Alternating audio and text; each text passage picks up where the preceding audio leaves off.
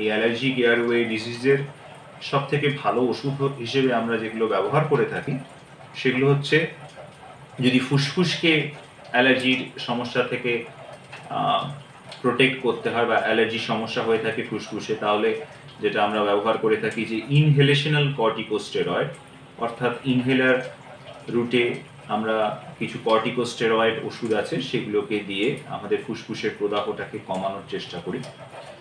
এবং যদি এটা নাকের ভেতরে ন্যাজাল এয়ারওয়েতে যদি এই সমস্যাটা থাকে তাহলে আমরা যেটা ব্যবহার করে থাকি ইন্ট্রানেজাল কর্টিকোস্টেরয়েড, বা নাকের ভেতরে কিছু স্প্রে কর্টিকোস্টেরয়েড স্প্রে থাকে সেগুলো ব্যবহার করে থাকি। এইবার হচ্ছে যেই আমরা স্টেরয়েড কথাটা বলছি সেখানেও কিন্তু সাধারণ মানুষের মনের মধ্যে একটা ভয়ের বাতাবরণ তৈরি হয়। আমি আপনাদের বলতে চাই যে স্টেরয়েড ঠিকই, যদি প্রেসক্রাইব স্টেরয়েড না হয়, আপনাকে ডাক্তারবাবু না বলেন, আপনি যদি অনেক দিন ধরে স্টেরয়েড খেয়ে যান তাহলে তার অনেক সাইড এফেক্ট রয়েছে। কিন্তু যখনই আমরা সেই স্টেরয়েডকে ইনহেলার বা ইন্ট্রানেজাল ডোজে ব্যবহার করে থাকি তখন কিন্তু আমরা ডোজটাকে অনেকটা কমিয়ে ফেলি। যেমন আমি আপনাদেরকে একটা সহজ উদাহরণ দিচ্ছি। আমরা সাধারণভাবে যে স্টেরয়েড ট্যাবলেটটা খাই প্রেডনিসোলোন, ধরুন 10 মিলিগ্রাম ডোজে পাওয়া যায়। তা সেই 10 মিলিগ্রাম আমরা খাচ্ছি এবং সেইটা যদি আমরা অনেক দিন ধরে খাই তাহলে হয়তো কিছু সাইড এফেক্ট হতে পারে, সেটা সম্বন্ধে আমাদেরকে সচেতন থাকতে হবে।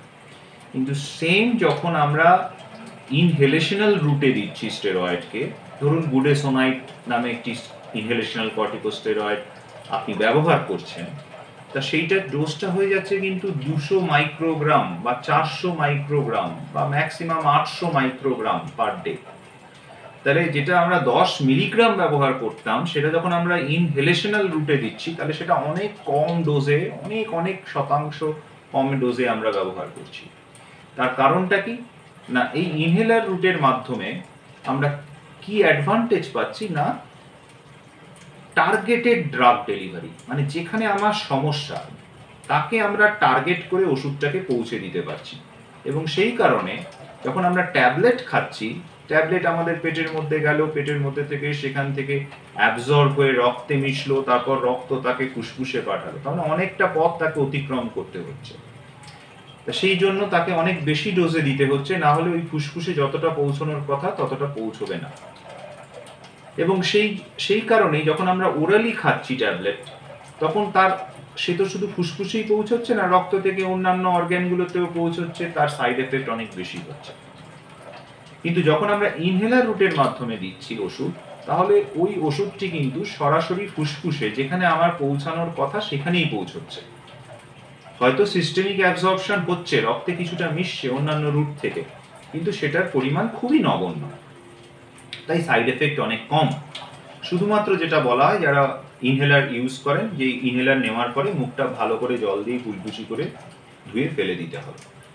এবং আরও একটা উপায়ের মাধ্যমে আমরা অনেক সময় ইনহেলার ব্যবহার করি, একটা স্পেসার নামে যন্ত্র থাকে, একটা চোঙের মতো যন্ত্র থাকে যার মধ্যে ইনহেলারটা লাগিয়ে ব্যবহার করা হয়। সেটার মাধ্যমে যদি আমরা ব্যবহার করি তাহলে এই সাইড এফেক্টগুলোকে, যেগুলো ওরালি যদি স্টেরয়েড জমে তাহলে মুখের মধ্যে একটা ফাঙ্গাল ইনফেকশন হওয়ার সম্ভাবনা থাকে যদি না আমরা মুখটা ভালো করে জল দিয়ে পরিষ্কার করি। আমরা যদি স্পেসারটা ব্যবহার করি তাহলেও কিন্তু এই মুখের মধ্যে ফাঙ্গাল ইনফেকশন হওয়ার সম্ভাবনা অনেকটা কমিয়ে ফেলা যায়। কিন্তু অবশ্যই ইনহেলার ব্যবহার করার পরে মুখ ধোয়াটা কিন্তু আপনারা কেউ ভুলবেন না। আরেকটা যেটা আমাদের ধারণা আছে যে ইনহেলার ব্যবহার করলে একটা অভ্যাস হয়ে যাবে, এটা আমাদের অনেকের মনের মধ্যে একটা আবার আরেকটা ভয়ের বাতাবরণ আছে যে ডিপেন্ডেন্স হয়ে যাবে। এই ক্ষেত্রেও আমি বলতে চাই যে এই ধরনের কিছু সমস্যা হয় না, ডিপেন্ডেন্স বলে কিছু জিনিস নেই। অনেকে বলতে পারেন যে আমার অমুক পরিচিত, তিনি তো ইনহেলার ব্যবহার করছিলেন, সারা জীবন তাকে ইনহেলার ব্যবহার করতে হয়েছে। দেখুন, এই যে সমস্যাগুলো, এই যে রোগগুলো, এগুলো তো ক্রনিক ডিজিজ, এগুলো আপনার শরীর থেকে বেরিয়ে যাবে না। এই রোগগুলোকে নিয়েই আপনাদের ভালো থাকতে হবে। যাদের ক্ষেত্রে ইনহেলার প্রয়োজন হচ্ছে তাদেরকে সারা জীবন ইনহেলার ব্যবহার করতে হবে। তাদের কোয়ালিটি অফ লাইফকে ঠিক রাখার জন্য, তাদের সুস্থ থাকার জন্য তাদের ইনহেলার ব্যবহার করতে হবে। কিন্তু ইনহেলার ব্যবহার করার জন্য তাদের সেটা অভ্যাস হয়ে গেছে, এইটা কিন্তু ভাবা ভুল। কারণ আমার মধ্যে যদি রোগ থাকে তাহলে তো আমাকে রোগের জন্য যে চিকিৎসা সেটা তো করতে হবে। আপনার যদি ব্লাড প্রেশার বেশি হয়, আপনি যেমন ব্লাড প্রেশার কমানোর ওষুধ খান, তা সেটা তো আপনাকে খেয়ে যেতেই হয়, কারণ ব্লাড প্রেশারের সমস্যা আপনার সঙ্গে থাকবে।